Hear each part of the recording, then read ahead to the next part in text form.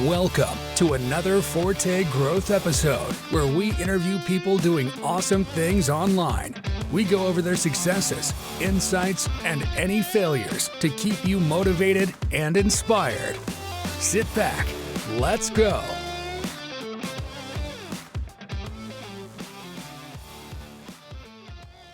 Welcome to the Forte Growth Podcast, representing the Forte Analytica SEO agency. If you want your PR links, niche edits, guest posts, all that stuff, make sure you hit Gareth Boyd up on Twitter or at the Forte Analytica website. But today we had Alex WP Eagle Cooper. If you're not familiar, Alex has a relatively large YouTube channel covering all things WordPress, affiliate sites, all that kind of stuff. He does live streams. You've probably come across him if you are more embedded in the space. If not, make sure you check him out. The links will be in the description. But we go into all sorts of details around his websites, his WordPress theme, why he's gotten into those, how his website building has developed over the years, because he did exit for a healthy 5 figures his best Roofbox website, an exact match domain, a few years ago. And he has a couple of others currently that are more exact match style, answering simple questions. So we dive into his thought process around those. Does he think those things are viable in the future, just to be answering long tail queries? And where he's heading now in terms of his current websites, around building more of a brand, leveraging his expertise a little more, leveraging his YouTube channel, etc. So a very good listen, especially if you are even a beginner or even a little further into the game, just with what Alex is doing. He's been around for a long time and just his experiences around that. So sit back and enjoy. Welcome to the Forte Growth Podcast for Forte Analytica SEO agency. You can get all your PR links, everything done through Forte Analytica. You can find them on Twitter. You can actually find Gareth Boyd on Twitter, who runs the agency. But today we have Alex Cooper, the WP Eagle himself. Welcome, Alex. Thanks for having me. Hello. Thanks for coming on. I've been following your streams and YouTube channel for a long time, so I'm well familiar with the things you do on there, which is awesome. But maybe for the audience who might not be as familiar, do you want to just give a brief background of yourself?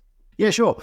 Yeah, so my name's Alex, and I'm probably best well known for my YouTube channel, which you said is called WP Eagle. It started off as a WordPress channel. I just wanted to share what I was doing with WordPress at the time, which was a long time ago, which was when WordPress was fairly new. It was exciting. And I'd come from a world where making a website was quite difficult and you had to get web developers and all kind of stuff, and it was very expensive. So WordPress was new and refreshing and exciting. So yeah, I started creating videos about WordPress, and it's kind of evolved now into using WordPress to create niche websites and affiliate websites. And yeah, so it's a combination of affiliate marketing and WordPress in one place. Awesome. Before we jump into what you're doing now, I know you've got a few current websites. I wanted you to go back to your best Roofbox website. And you had a healthy exit on that one, and it did very, very well. Do you want to maybe dive into kind of how you got about going into something like what made you go into something like that with an exact match domain, et cetera, and then what did you learn from that you've been able to take into what you're doing now? Okay, so I had a couple of videos that were doing pretty well on my YouTube channel, which were about how to make an affiliate marketing website with WordPress. And yeah, those videos did pretty well, but the sites that I created in those videos hadn't done particularly well because I kind of created them as an example and didn't do too much work on them. So with Best Roofbox, I wanted to create a site that I did work on and that I shared with everyone on a regular basis, and try and build it up to a good income and then sell it, which thankfully, and it was maybe more luck than judgment, did work out well, and I was able to exit for a good 5 figures. In terms of choosing the domain name, it was just something that I'd always done. I don't know whether it's just because I've been around so long. Back in the day, if you had some keywords in a domain name, then there was a good chance that you would rank pretty well. It was just, it was a big thing and it worked well. And that's why I chose Best Roofbox, because a lot of people search for Best Roofbox for a, Volkswagen, for a, Nissan Skyline, whatever. So that's why I went for the exact match name. It worked pretty well. The keywords, it did rank well for Best Roofbox. Other SEOs and people in the industry said, you should have probably built up more of a brand. Maybe it should have been the Roofbox Guy or Roofbox Eagle or something. I don't know. Or maybe even less than that, Travel Buddy or something. Travel with more. I don't know. But yeah, I went for the exact match. I think it's just because I've built sites before. Before that, I had best WordPress themes, and I've had lots of other best kind of .coms. And that's where it came from. And yeah, it worked really well. You can follow the whole story still on my YouTube channel. I've got a playlist with every single video I did on that project, or if you haven't got, a couple of days to watch them, there is a condensed version which I recorded recently, which takes you through the whole story. So you'll be starting Roofbox Eagle as your next site then? Well, interestingly, one of my projects at the moment, which came about because I wanted to create a site using a WordPress theme that I've developed, which maybe we'll talk about in a bit, a popcorn theme. So I created a website about popcorn and popcorn makers, corn poppers as maybe they're called. So I had bestcornpopper.com. And again, a lot of people said, that should really be a brand. You should have branded that out. And so that's what I've done. I've now got snackeagle.com. I'm going to use the eagle as a branding thing. And yeah, I kind of expanded that out from popcorn, and it covers all kinds of savory snacks now. So some of the niches you're in crack me up because they feel so random, and we can dive into some of those as well. But is there anything from Best Roof Box that you did then that you still do now because it just works? Or are there things that you did on Best Roof Box that you no longer do because you feel like those things don't work? Oh, that's a good question. One thing I learned from Best Roof Box was brand swapping is very powerful. So if you can create a website with some content that's then easily brand swapped, so what I mean by that example would be the best roof box for a Volkswagen Golf. Okay, that's your article. You created that and you've gone through some great products that are perfect for Volkswagen Golf. Now, of course, those same products are probably perfect for a lot of other cars that are very similar to the Volkswagen Golf. So you can then kind of rewrite and repurpose that content very quickly and easily to become the best roof box for a Honda Civic, for example, because with a quick check or whatever, you can see that the products are the same, the general guidelines are the same and everything like that. So that allowed me to scale up the content quite quickly, and that content ranked very well because they're long tail searches, they're low competition, they generally brought in quite a lot of traffic. So that was good.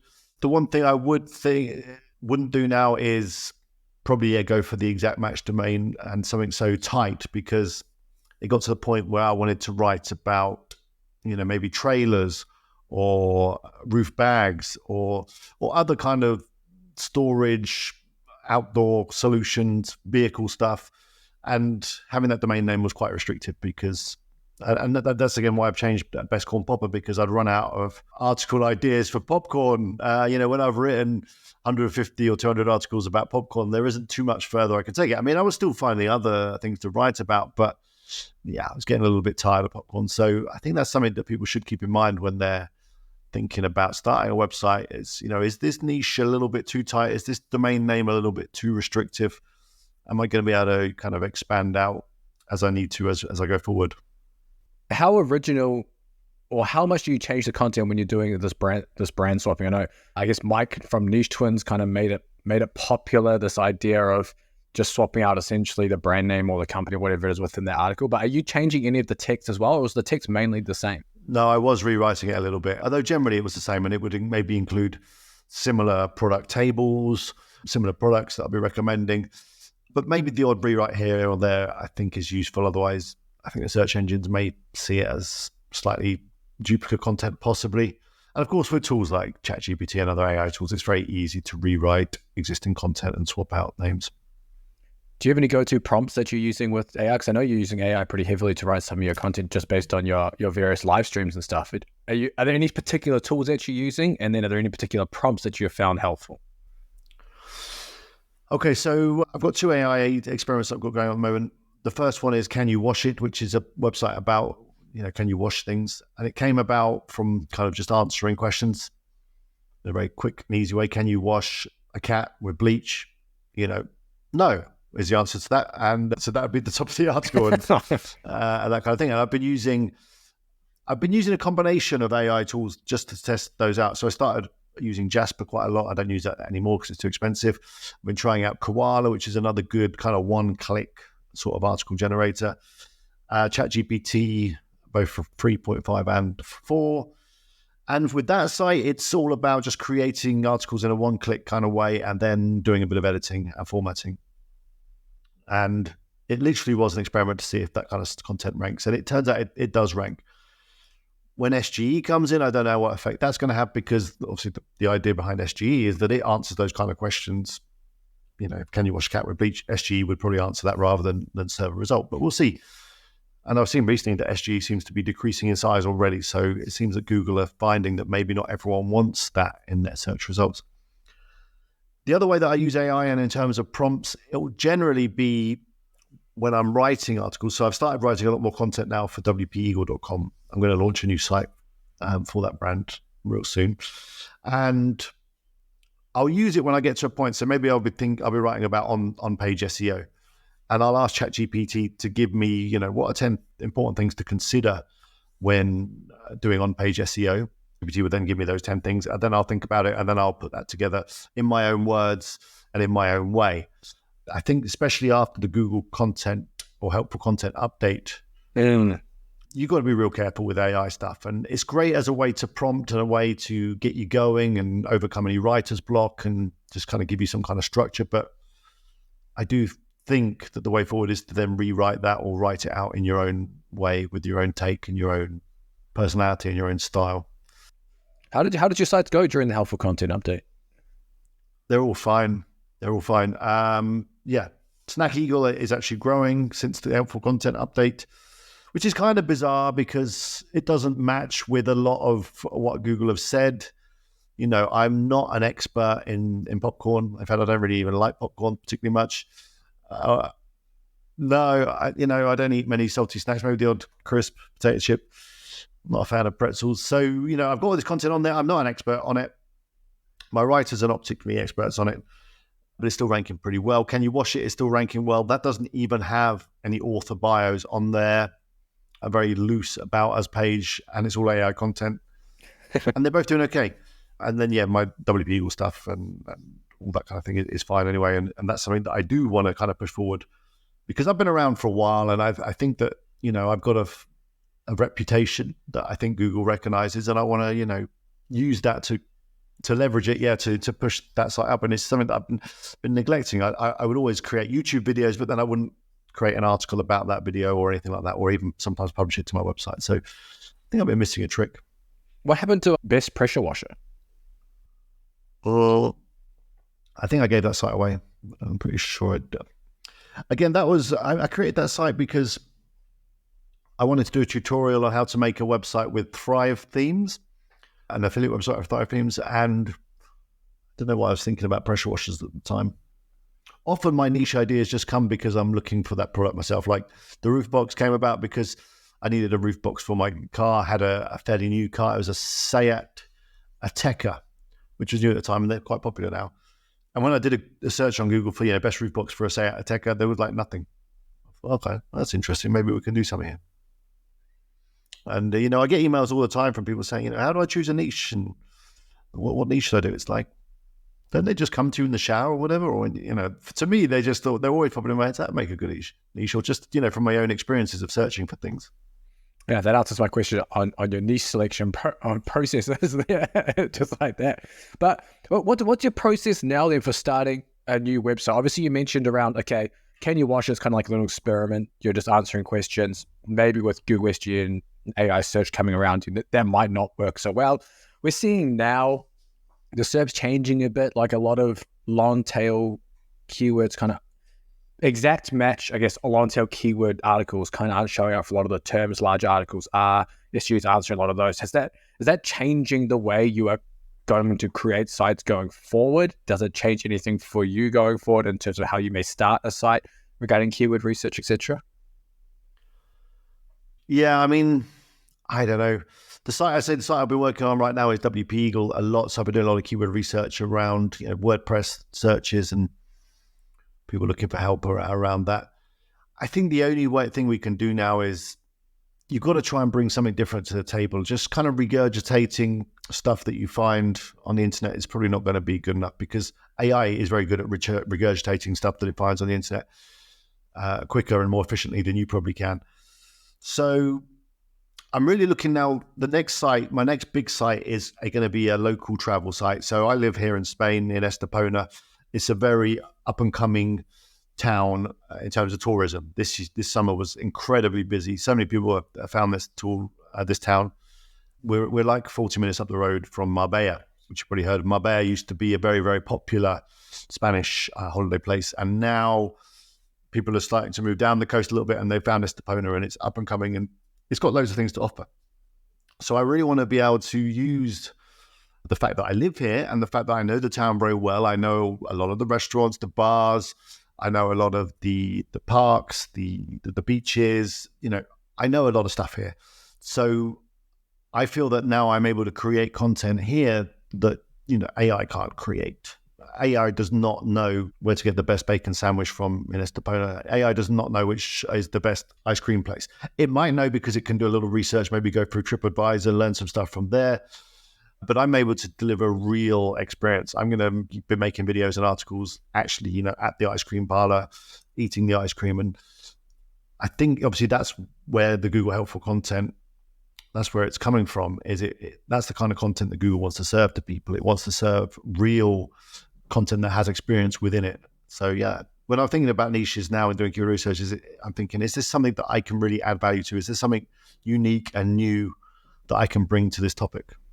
I love that. Yeah, it's funny because travel sites are now kind of like seen as the AI-proof niche, and then all the people in the kind of in SEO, at least niche sites, are kind of looking to make travel sites in their town. I was talking about it with my wife about doing it here in Texas and doing some kind of like niche down family vacation style website in Texas. But man, I can't add more on my plate. It's just like I can't just keep adding stuff.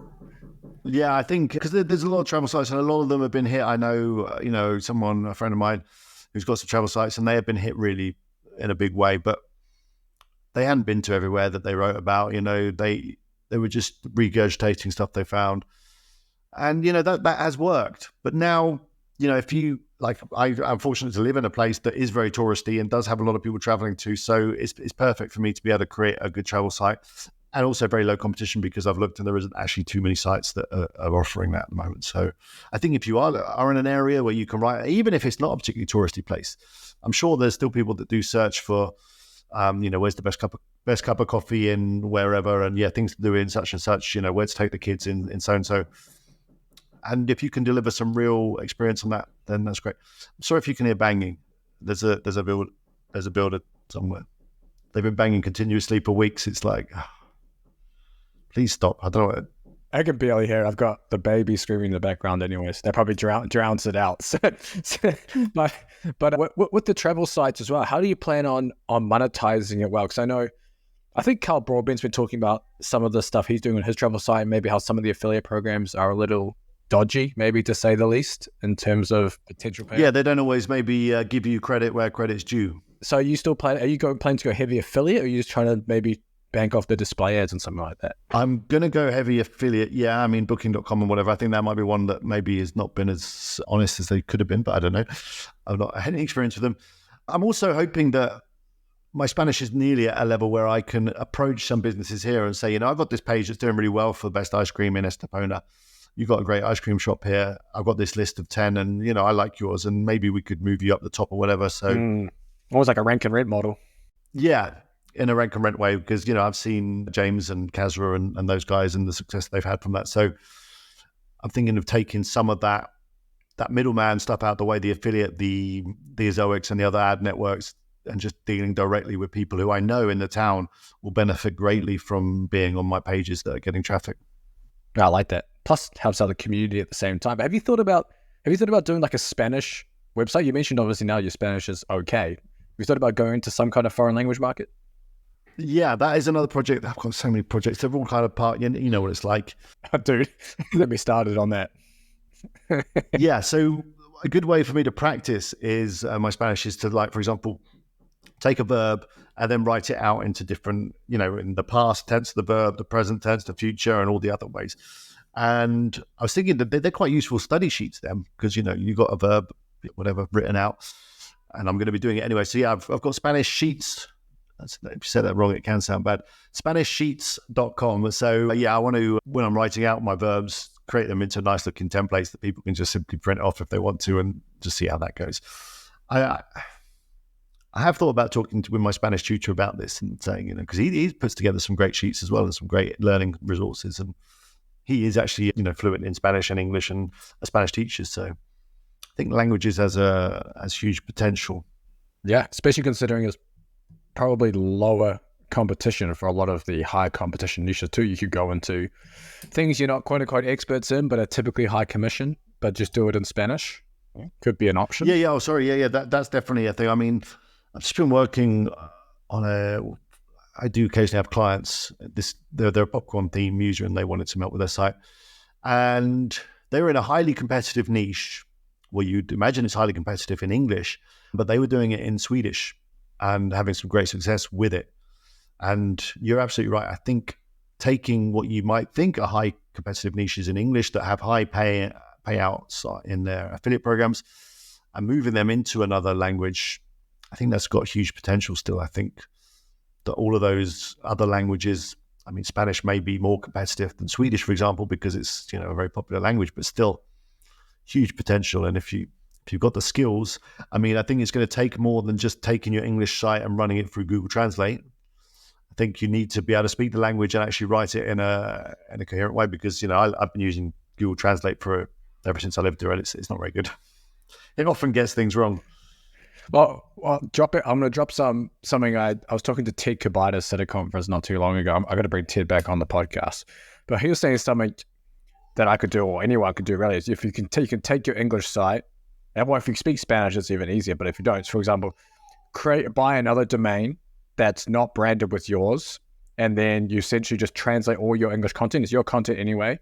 Translate it to Spanish, and then have it on another website, exactly the same content, just different brand, and you can just build that out, monetize it, etc., affiliates, whatever else. And that means if you go to sell your original site, he was saying that if you get hit with a non-compete, then you hit them with, you've got foreign language sites in the same niche. Don't have to buy those two if the non-compete is going to be put in place. So it's your content, so you're repurposing it anyway. You just make it into Spanish on another site, different. Or what I've done on my site is use G-Translate and then just same site /ES, etc. The other way is you have multiple assets versus one asset. So it's an interesting way of doing it. Yeah, that's an interesting point. Yeah, I've done that with Can You Wash It? I wanted to do a tutorial on how to install WPML onto WordPress and set all that up. So I did translate that site into Spanish on the same domain, but as you say, /ES. And it now gets traffic from Spain already. So, and I didn't translate manually. I did use, I don't know, Google or whatever to do it. So God knows how it actually reads. But yeah, it's starting to get some of those Spanish visitors are coming in. So yeah, it can definitely work. Yeah. And maybe keeping it separate is a good idea. Yeah, it's an interesting way of thinking about it, having like separate domains in the same niche, just different languages, aren't connected. If you want, you can link them together. Like, yeah, endless possibilities doing something like that. But as well as, I guess with I think with most of your sites, you kind of build in public, because you do a lot of public stuff on your YouTube channel. Is that something that you are going to keep doing going forward? Is it something that you've ever regretted doing, or you would advise someone not to do or to do? I have got a couple of sites that I don't share too much. It's harder to build sites in public. That's just the facts. Because with Best Root Box, people copied it. A lot of people copied it, and about all of my sites have been copied. I always find copies. I don't know why people do that, because I guess they don't have their own inspiration or creativity. None of these sites have ever outranked me or had a particularly negative effect on what I'm doing. It's just somewhat annoying, I guess.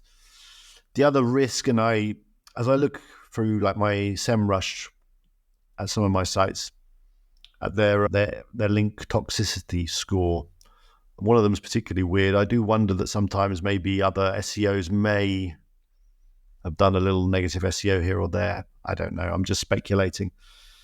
And obviously you open yourself up to a lot of criticism when you do that as well. Why you do that? What you done that for? It's, do you even know what you're doing, and that kind of stuff. So, but on the plus side, I've had so many messages from people that have watched my videos and followed along with my playlists and my journeys with these sites, that have had a huge inspiration from it, and it's really kind of helped them in terms of their own sites and their own development. So for that, I do think it's worth it. And yeah, at the end of the day, when I want to do a tutorial with, WordPress tutorial on how to do this or that, it's easy just to create another site and do it live. And sometimes those sites actually do work out. Yeah. I mean, you've grown a sizable YouTube channel doing it too, which is good for Yeah, monetization we're as nearly well. on 70,000, so we're getting there. Damn, nice. That's very nice. And then obviously you mentioned you're going to start filling out WP Eagle, isn't it? The website you could look into. Yeah, WPeagle.com, yeah. Yeah. So obviously that's a very, very competitive area. I mean, pretty much one company owns most of the first page for a lot of WordPress terms for all the different sites on there. So what's your plan to enter into that niche? Obviously you mentioned, okay, maybe there's some WordPress tutorial stuff, but is there a way that you have found that you can maybe break in there? I'm hoping to come in from a different angle and hoping that my personality and my reputation, and I've been around for a while as well, but yeah, you're right. There is one company that does dominate the WordPress space. WP Beginner. Yeah. Yeah, but that's fine. But then you look at the first results. So, for example, there's a keyword I want to rank for because I've got a WordPress theme that I want to sell more of. It's popcorn theme, and it's for affiliate marketers and niche websites generally. So when you do a search on Google for the best affiliate marketing theme for WordPress or something similar like that, all of the results pretty much list off the same themes. Number 1 is Astra. Number 2 is Divi. Number 3 is whatever. They're all the same pretty much.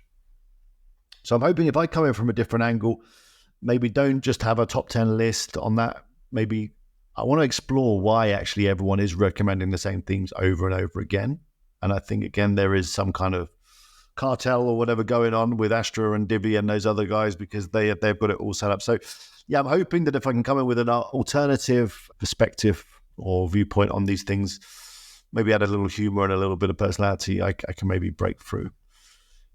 Because dotted, amongst those other articles on these results pages, you will sometimes find a few of my videos too. So I think there's a chance that I might be able to do it. And I've reached out to WP Beginner a few times to get some links. It hasn't worked so far, but I'll keep going, and you never know.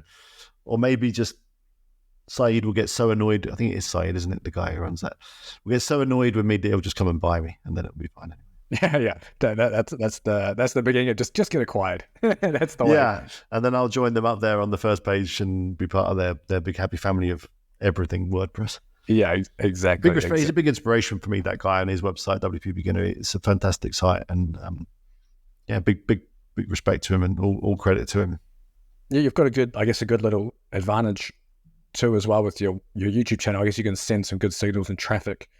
I'm assuming you're going to be making more YouTube videos on these articles too, so then you can send that traffic straight to the article, and that kind of starts to get the ball rolling. So it could be a little, I guess, I think I can do it. I mean, yeah. See, in the past, I've just created videos and not really written articles. I should say it was a mistake, probably. I've also recently lost a little bit of my way in terms of the content I've created. I've created a lot of content just for my subscribers, which is fine. And I love my subscribers. I love my community. So vlog style videos, which they always get a few thousand views and people really enjoy them. And I've kind of moved away from what I was doing in the beginning, which was going for keywords and searches. So, best WordPress themes for churches, or how to add a table to WordPress. I've not been doing those videos for a while, and I want to return to those. And I want to, rather than create the video first, I want to write an article first and then turn that article into a video. So I'm hoping, with that kind of approach, that I might be able to leverage the reputation that my channel's got. I mean, I've done over 1,000 videos. I've been on YouTube a long time. I was just going to actually check. I don't know how long I've actually, I think it's 2011, maybe. Let me just have a quick, 2012. That's 11 years. So I'm hoping that should count for something. Yeah, no, for sure. What made you go down the road of creating a theme? So I'm assuming you have your websites, you can get some cash flow from that. Now you create a theme on top of that. What made you go into that, and how does the theme differentiate itself from, for example, you mentioned like Astra, Divi, etc., etc. Yeah. Okay, so the theme kind of was a slight accident. I mean, for a while, especially with everything that was going on, I mean, I've done videos on this. I'll just briefly touch on it. Recently, a couple of companies either changed their affiliate programs or removed their affiliate programs entirely.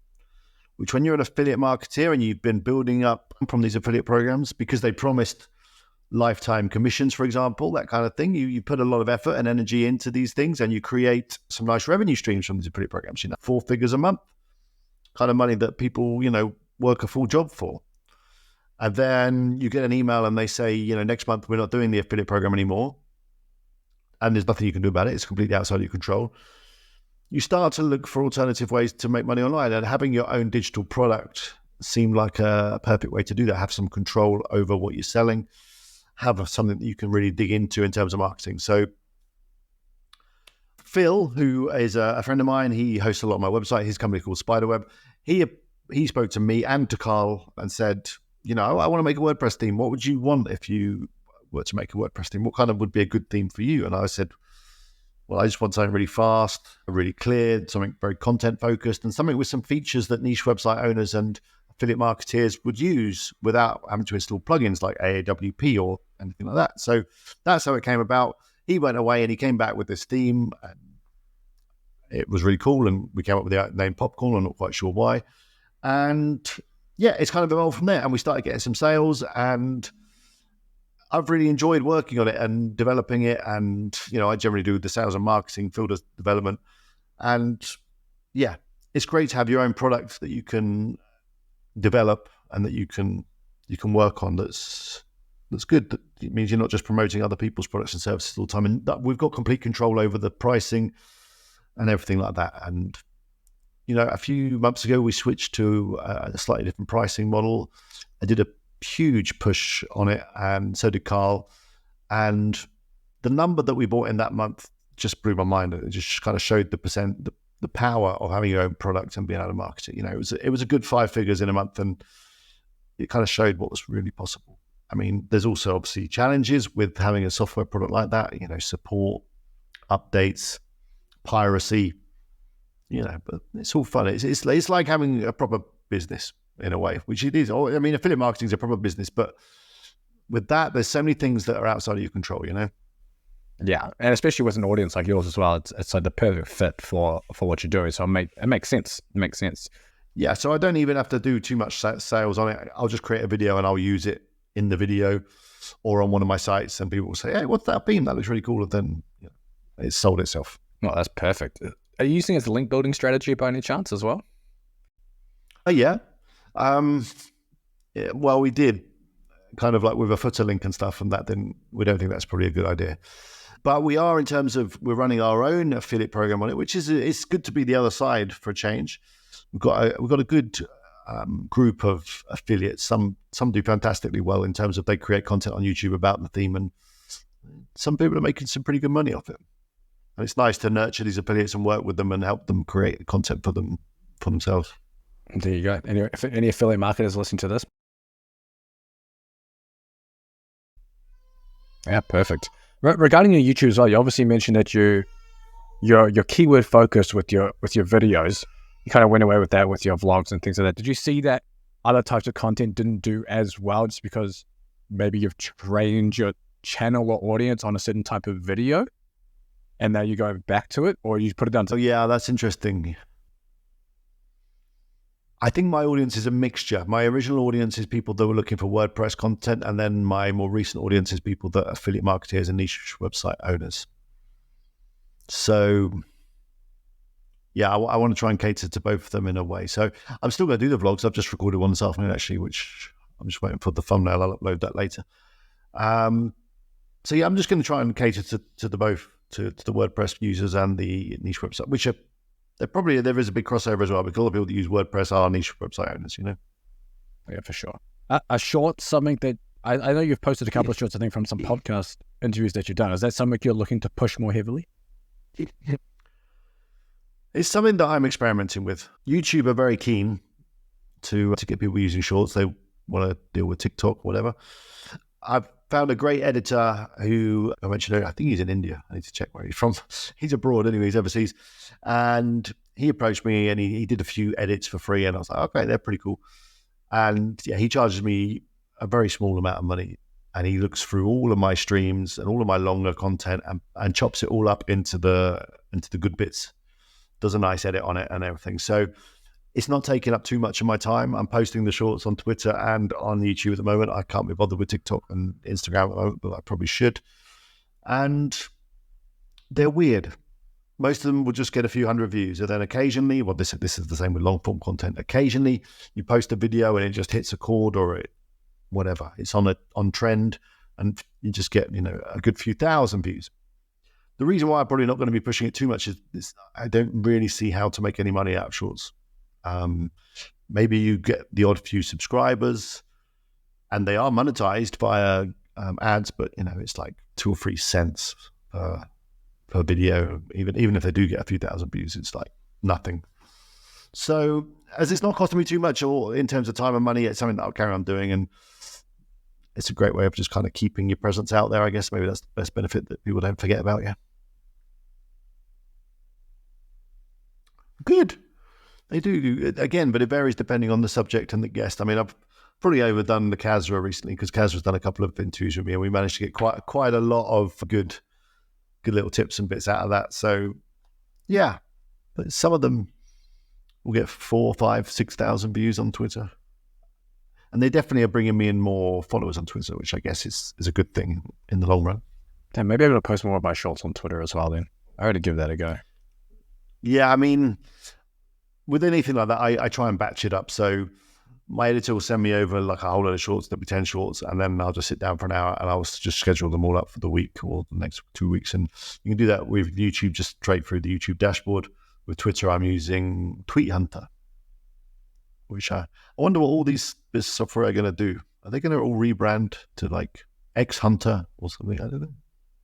What a nightmare Elon is, sometimes. It just sounds like they all turn into porn site domain names. If it's X Hunter and all sorts of stuff. So I don't know if that'll work too well for him. But I want to come back a little bit to the niche websites you have. How are you building links to some of these sites? Because I can imagine building links to canyouwash.it with answers that are, can you wash a cat with bleach? No, you can't. Is relatively hard to get links to. And even if you're trying to do something like Harrow and things, I'm assuming it's relatively hard too. So how are you doing that? Or are you doing it? I've not been doing it really. I'm not on that site. The only links that I have had were from you guys, from Gareth. Oh, there you go. Forte. He was able to get a couple of links to Can You Wash It? But yeah, he was struggling. It's not going to work for Harrow because I don't even have an author box up there or anything. They're never going to trust it. For Snack Eagle, again, you guys were able to create some good links. It's got a little bit more authority and whatever. But yeah, my main link building at the moment has been on Popcorn Theme. Mm-hmm. So I've been reaching out to people that have got these listicle posts for the best theme for that and this, whatever, and said, hey, you've seen our theme. I think it'd be a good fit for your article. And by the way, I've got some money if you want some money. And that generally seems to work. Link building is all about really paying for links. Don't tell Google. How are you approaching those listicles? Are you looking to sponsor to be in the top 3 positions on those? Yeah. How much in a ballpark range? How much does that typically cost without giving away too much? $200. That's not bad. If you want to be number 1, it's going to be $500. It's like, okay. Like even some of the big sites, as soon as you start digging into some of these big WordPress sites, I'm not going to mention any names, but when you start asking about this, they'll go, oh yeah, go and check this out. And they'll have a whole section on their website, which is all about like with different packages, pay 1,000, we'll do your full review, pay 2,000 and we'll give you a review and you'll be in a listicle, 5,000 and you just be all over the site. And you start to see really what link building is all about. And it's all about money talks really. And the good thing is when you have got a good product like Popcorn Theme, it's easier. Even with a site like Can You Wash It? Even if I did turn up with some money, a lot of them will go, nah, I don't think we want to link to that. Yeah. Whereas Popcorn Theme is getting traction, is getting some good reviews and getting some good feedback, so people are confident to link to it, and of course they'll take some money. Although a couple have actually been fine without money. They've just said, can I have an affiliate link? It's like, fine, yeah, you can have an affiliate link. That's fine. Or they might say, can I have a discount code for my audience and my community? And it's like, yeah, sure. You can have a discount code and you can have an affiliate code, in fact. So if someone uses that code, we'll give you 25%. And they're like, fine, perfect. Yeah. And that's worked really well. So link building, in my experience, the difficulty is going to depend on where you're trying to build links to. If your site is a bit, it's going to be hard. And if you've got a great quality site with great quality content or a great quality product, you're going to find it a lot easier. Those sponsorship packages reminded me of some parasite parasites that I've reached out to as well. Have you touched parasites at all with any of your promotions? No, but that is something that I'm going to explore. A little bit nervous, but it was something that was talked about recently. I went to Search Birmingham, did some videos on that a few months back. Some big SEO guys up there. I think a few of them you probably had on here as well. Charles Float was up there. It was his event, and James Dooley and Kazra and all those guys. And yeah, one of the hot topics was parasite for sure. I mean, even like you could use LinkedIn, for example, seems to work really well. Yeah, which you can do yourself. Just write a fantastic quality article on your LinkedIn profile, and there's a good chance that can rank really well. Yeah, I'm reluctant to post on my own LinkedIn like best X for Y, and people are like, "What the?" Yeah, that's the only drawback. Yeah, it is.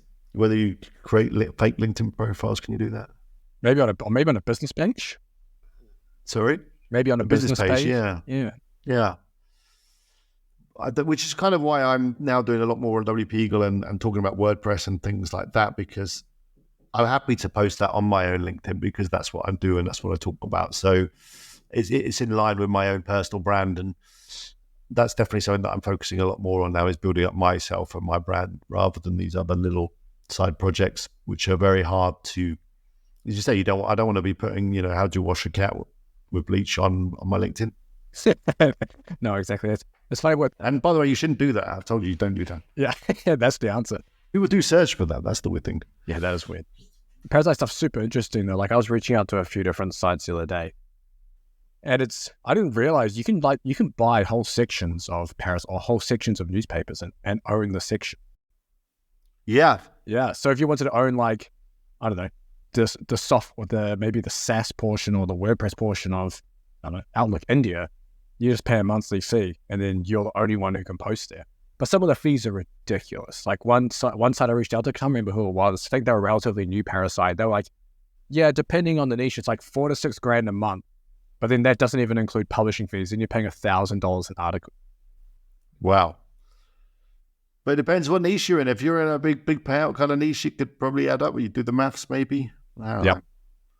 But yeah, that was something I heard when I was at Search Birmingham in the mastermind group. Someone said, that they'd been approaching not the huge sites like Outlook India, but more like local newspapers. And just going to them like, I want to write some articles about VPNs or something, random like that. And can I be a VPN guy and just kind of have that category on your site? And can I have a login and publish content as and when I want? And they'll be like, what, why, maybe what? And you get, I'll give you like a couple of grand a month for that. And they're like, yeah, sure. Because a lot of these, again, small newspapers, they're struggling for revenue. These smaller news sites, they get a bit off the ads, but if they're going to be getting a few thousand a month, regardless, they'll bite your arm off, a lot of them. And you then get to own your section on this authority aged site, and you can kind of do what a lot of them, they don't even really keep much of an eye on what you're doing, to be fair. As long as you don't put anything particularly bad up, nothing dodgy, you're fine. Yeah, pretty much. It's something that I've been doing is reaching out to affiliates, vendors I should say, that I've got relationships with, and then I'm going to take over their blogs, and then rev share 50-50 affiliate commissions. Wow. Stuff like that. So that's pretty interesting, because then you're basically building another one of a site like yours in the same niche, but on an e-com store, which should ideally rank easier because Google seems to love e-com stores over blogs. Yeah, I mean, if you've got a product, you've got to be legit, right? Yeah, exactly. So that's something that's something I'm doing at the moment. Got one company I had a call with yesterday. They're keen, so already get started on that. Plus I'm doing digital products for them and stuff, so I get to pump my own products at the same time. So it's a win-win with that. But what kind of digital? What are they called? Training, informational products, or are they software products? Well, they sell like actual physical clothing and stuff like that, but they want to branch out to everything. So I've just created the digital products, and then I'll pump them on there too, and then it means it all links back to my own website, my own membership, etc., with my own products, and just create a big incestuous circle of websites and businesses that all somehow link back to my stuff. Yeah, that sounds good. Sounds like a plan. It is. Yeah. So you're still fairly bullish about the future. I mean, with the recent updates, and a lot of people got hit hard. Obviously, a lot of people were thinking, "Is this the end?" You're obviously bullish about everything, and just gotta figure it all out. I'm just trying to acquire as much online real estate as possible to get my fingers into, to start pushing the brands further and further. Then once the capital's enough, I want to just start fucking acquiring. I want to be WP beginner of my niches. Yeah, wow, that's the way to do it. It all becomes a lot easier when you got a big bag of money. Yeah, exactly. So that's the plan. I mean, yeah, obviously SGE and stuff, who knows what's going to happen there and things. But I mean, as long as I'm not just banking on having Google traffic, I've got YouTube channels for my stuff too. So it's growing those, growing the socials, kind of just growing everything together so that at least it's not going to come crumbling down if something does drastically change. I don't think we need to worry too much about SG. I mean, people that were creating average, terrible content, I mean, their day's been numbered for a while, and I've been guilty of this in the past. That's kind of content that I would churn out. I'd pay a cheap writer to knock some articles out, and you just stick them up, publish them, probably wouldn't even read them, and you get away with that for a while. That did kind of work, but now, quality is always going to go up and up on pretty much everything in life. You'd hope that things get better rather than worse, and that's all the Google are doing. End of the day, I know that content wasn't very good, and Google probably didn't want to serve it. So I'm still confident because of the way that I put my content together and the way that I'm happy to get on camera, the way I'm happy to create videos and happy to inject my personality and experiences into things. And I think if people out there are able to do that too, not just create regurgitated stuff that reads like AI or is AI, actually put some personality in it, write it in a unique, funny, interesting, experience-based way that's good and that people enjoy engaging with, then you've got nothing to worry about regardless of what happens. Does that mean you'll just, can you wash it and stack your stack ones for your popular thing, but like, can you wash it, etc.? Will that be kind of like your last website like that? Yeah, I think so. Yeah. End of an era. It kind of end of an era. It's also interesting though, with a site like that, and the reason I did it, I mean, I never set out that was never going to be another best roof box, sell it for 5 figures. That was really just because when I have those kind of projects, it allows me and it inspires me to create YouTube content. Yeah. Because people will say, does AI content rank? And I can go, well, yeah, it does. Is it sustainable? Probably not. When it takes a big hit, that's going to be a good video too. At the end of AI, it's just, whatever happens to that site, whether it's positive or negative, it's a great way for me to create content and share that with other people so other people don't make the same mistake or follow along if it's successful. I don't know, whatever. But ultimately, I know that a site like that is never going to be a long-term thing. Whereas, yeah, now I'm moving on to high-quality sites like my Estepona site, and that's going to have a YouTube channel as well. Nice. Which I know will have some longevity and will be quality and will have nothing to worry about in terms of Google updates. Because the YouTube channel for the travel site, that could be almost like a vlog, right? Yeah. I'll do it in vlogs. When I'm reviewing ice cream, I'll take the kids out, whatever, and we'll go out and eat a whole load of ice cream and see how good it is. It's going to be great fun and I'll get friends involved. That's clickbait as. I tried these 10 ice cream stores, and this were like, my kids tried ice cream in 10 different stores. I remember my kids tried 10 chocolate ice creams in Estepona, and we found out the rest one of them, the thumbnails, the children spewing up on the pavement. It's fantastic. Yeah. People are going to watch that. Who wouldn't? Yeah, exactly. That's smart. I like that. But that's the kind of content people need to think about. It's got to be that not Mr. Beast quality or nearly, but that kind of stuff that, Mr. Beast's never going to worry about a Google update or a YouTube update, is he? Because his content's good. People watch it. People engage with it. It's just shaking everything up, and it probably is for the good because, yeah, there's a lot of bad websites out there. I've seen a lot of them myself. I will say, I've never watched a Mr. Beast video, and I never will. Well, good. You do have children. Maybe they're not on Mr. Beast age. No, she's only 8 months. Yeah, hopefully he'll be gone by the time she gets. So my son is 11, so he's watched a bit of Mr. Beast, and his videos aren't good, but they are clickbaity. That's what they are. They're big things. Like I bought the private island, or whoever doesn't leave the room is going to win a Lamborghini. Those kind of things that just throw enough money and you can create these kind of videos. You can learn some tips in terms of like YouTube. Like he does an edit cut every 3 or 4 seconds, like a jump cut.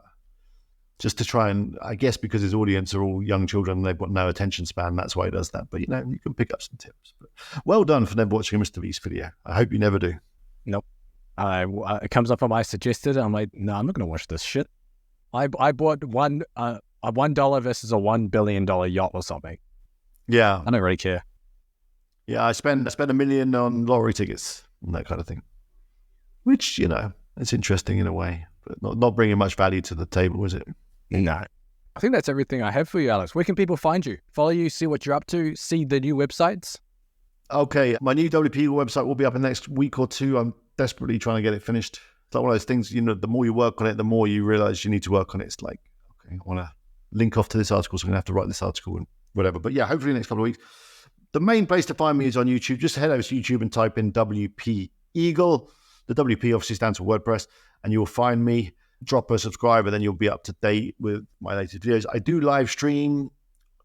It used to be on a regular basis. It's now on a more erratic basis, but you won't miss out if you're subscribed. And also follow me on Twitter. I'm pretty active over there too. So again, just do a search for WP Eagle or WordPress Eagle. I think I am on Twitter. Connect with me. Let me know. Drop me a message. It'd be great to hear from you. Awesome. Right, and we'll link those up in the description, and people can follow you, find you, and get to know you there. But thanks for coming on, Alex. Thanks for having me. It's been a great chat. I've enjoyed it.